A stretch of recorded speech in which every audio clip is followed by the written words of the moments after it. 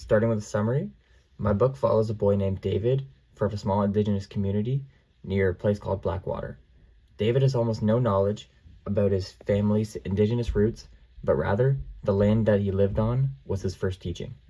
The story was based on a father-son journey to the northern trapline, where David and his father recapture their connection to the land.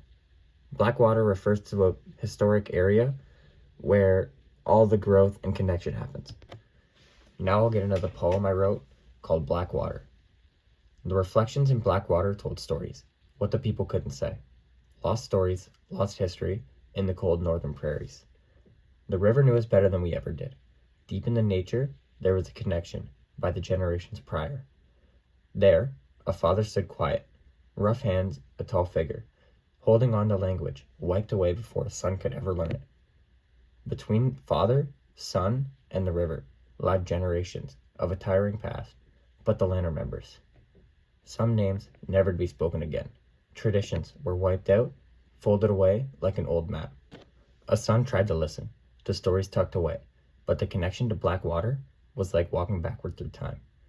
Stories taught lessons, learning that identity isn't all lost at once.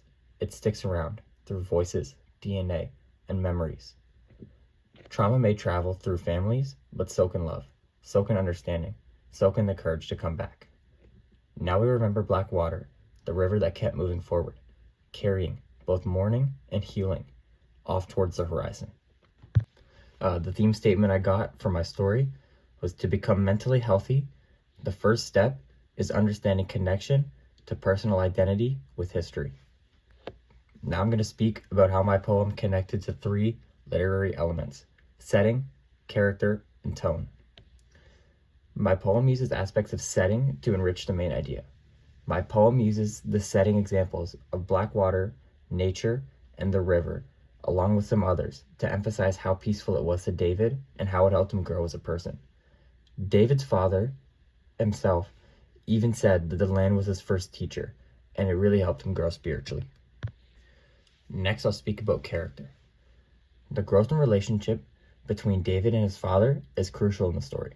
At times, there was a lack of connection between them, which caused some hard times, such as the example where David isn't taught his real language and identity of being Cree. A girl from David's class asked, "Are you Indian, or do you just have a great tan?" To which David said he was not Indian, mostly because he didn't know what that really meant. Before he ever knew anything about being Indigenous or his past, David always saw his dad as a role model. Throughout the story, the growth and relationship with his father by the connection to his identity through the land truly helps David overcome a lot of mental battles. Last, I'm going to talk about tone. I tried to use the tone in a way David would. He's not really an angry guy, not very emotional in his speech. The poem doesn't describe anger at what's been taken or lost, not begging for forgiveness, just making the connections the way David would. The poem is told in a type of tone that is meant to educate and inspire any other people who are lost in the terms of identity and looking to become more attached to it, rather than to shame people who took their identity.